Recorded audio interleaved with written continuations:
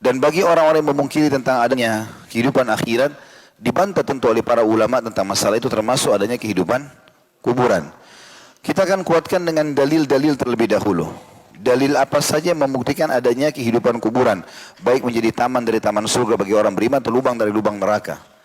Bermula ayat yang paling disepakati oleh para ulama tentang adanya siksa kubur dan nikmatnya adalah surah Ghafir.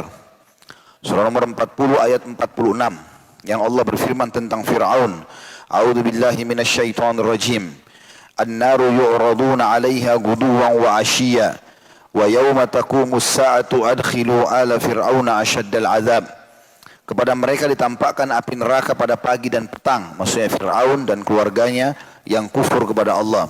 Dan pada hari terjadinya kiamat nanti, atau akan dilihatkan neraka pada pagi dan petang pada saat terjadi kiamat. Dan dikatakan kepada para malaikat, mereka akan diperlihatkan api di pagi dan petang hari di kuburan, dan pada hari kiamat malaikat akan berkata kepada Fir'aun dan para pengikutnya yang kufur, rasakanlah adab yang keras, artinya masuk ke dalam api neraka. Kata Ibnu Katsir rahimahullah, ayat ini merupakan landasan pokok yang besar bagi ahli sunnah di dalam pendalilan atas adanya adab kubur di alam barzah, yaitu firman Allah subhanahu wa ta'ala, api ditampakkan kepada mereka, Fir'aun dan kaumnya yang kufur, pada pagi dan petang hari. Tafsir Ibnu Katsir di jilid 4 halaman 70 tentunya. Juga Asy-Syaukani mengatakan jumhur ulama berpendapat bahwa maksud ditampakkan api pada pagi dan petang hari adalah di alam barzah. Diambil dari tafsir Fathul Qadir di jilid 4 halaman 613. Juga Syekh Abu Bakar Jabir Al-Jazairi berkata terdapat pengkhabaran bahwasanya ruh-ruh para pengikut Fir'aun itu akan selalu diperlihatkan neraka atau disiksa di kuburan kepada mereka setiap pagi dan petang. Dalam hadis Nabi SAW, hadis yang sahih diriwayatkan oleh Bukhari di nomor 1379, Muslim 2866, Tirmidzi nomor 1072. Kata Nabi SAW, "Idza mata ahadukum urida alaihi maq'aduhu bil ghadati wal 'ashi." Kalau seseorang di antara kalian meninggal dunia, maka akan diperlihatkan tempatnya di dalam kubur di pagi dan sore hari. In kana min ahlil jannah fa min ahlil jannah. Kalau dia termasuk penghuni surga, maka jadilah kuburannya itu menjadi surga. Wa in kana min ahlin nari fa min ahlin nar. Dan kalau dia termasuk penghuni neraka, maka akan jadi nerakalah kuburannya itu. Fa yuqal hadza maq'aduka hatta yab'atsaka Allahu yaumal qiyamah. Maka malaikat akan berkata kepadanya, inilah tempatmu sampai Allah membangkitkanmu pada hari kiamat nanti. Artinya akan menjadi lubang dari lubang neraka atau akan menjadi taman dari taman surga. Juga ayat yang sangat jelas dalam surah Al-An'am, surah nomor 6 ayat 93, di mana Allah Subhanahu wa taala menggambarkan tentang prosesi matinya orang-orang kafir. A'udzu billahi minasyaitonir rajim, walau tara idz zalimuna fi gamaratil mauti wal malaikatu basitu aydihim akhriju anfusakum al yawma tujzauna adzabal huni bima kuntum taquluna 'ala Allahi ghairal haqqi wa kuntum an ayatihi tastakbirun. Alangkah ngerinya, kata Allah, sekiranya engkau melihat pada waktu orang-orang yang zalim berada dalam kesakitan sakaratil maut, sedangkan para malaikat memukul dengan tangannya sambil berkata, keluarkanlah nyawamu. Pada hari ini kamu akan dibalas dengan siksaan yang sangat menghinakan. Di garis bawah kalimat ini Allah mengatakan, pada hari ini kamu akan dibalas dengan siksaan yang sangat menghinakan. Karena kamu selalu mengatakan terhadap Allah perkataan yang tidak benar.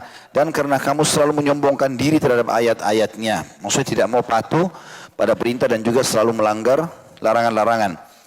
Dikatakan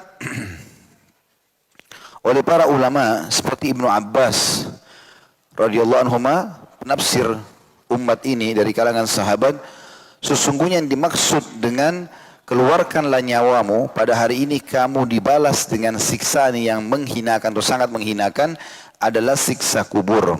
Diambil dari tafsir Ibnu Katsir jilid 2 halaman 157. Juga diambil dari surah Sajadah, surah nomor 32 ayat 21, yang bunyinya a'udzubillahi minasyaitonir rajim walanudhiqannahum minal adzabil adna dunal adzabil akbar la'allahum yarji'un. Dan pasti, kata Allah, kami akan merasakan kepada mereka sebagian azab yang dekat di dunia sebelum azab yang besar nanti di neraka agar mereka kembali ke jalan yang benar.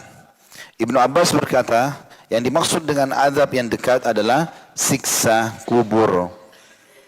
Al-Bara' ibn Azib radhiyallahu anhu juga menukil kisah atau menukil hadis yang sangat jelas berhubungan dengan masalah itu, yang cukup panjang tentunya. Kalau orang beriman meninggal dunia, maka akan datang malaikat kepadanya, kemudian mencabut ruhnya sambil mengatakan, "Hai jiwa yang baik, keluarlah kepada pengampunan Tuhanmu."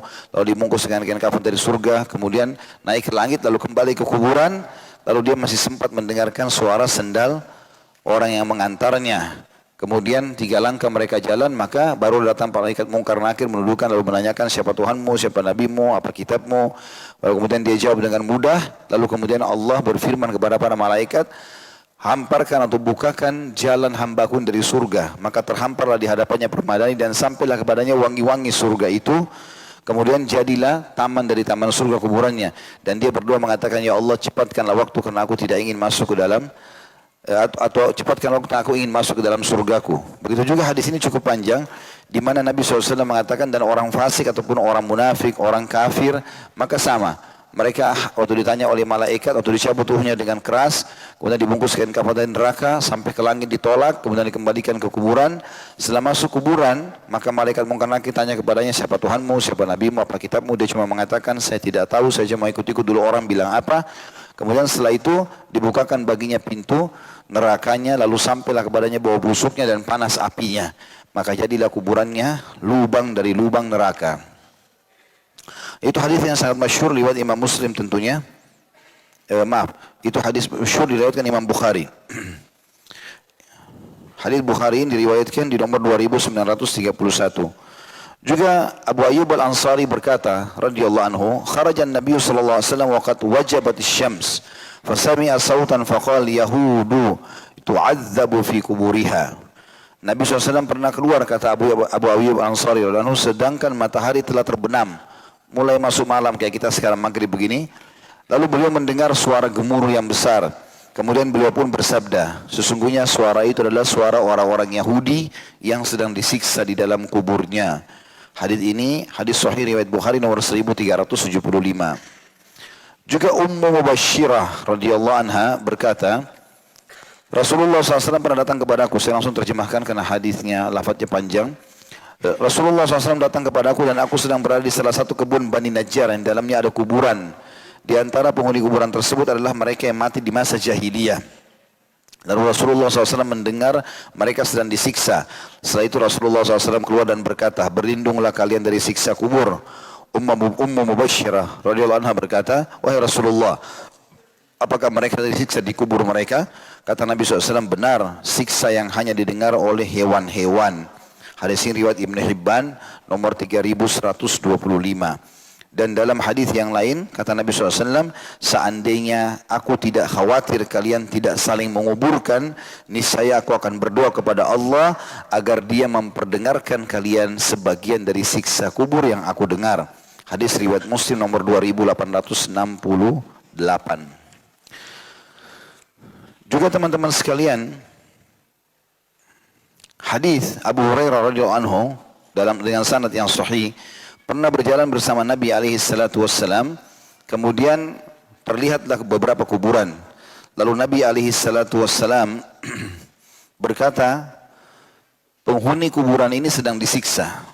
2 penghuni kuburan sedang disiksa. Yang satu kena tidak cebok pada saat kencing, dan yang satu suka menyebarkan adu domba. Kemudian Nabi SAW mengambil pelapa kurma yang basah, lalu menancapkan di tempat itu, kemudian mengatakan, semoga saja ini meringankan mereka selama belum kering. Tapi ini mukjizat Nabi alaihi salatu.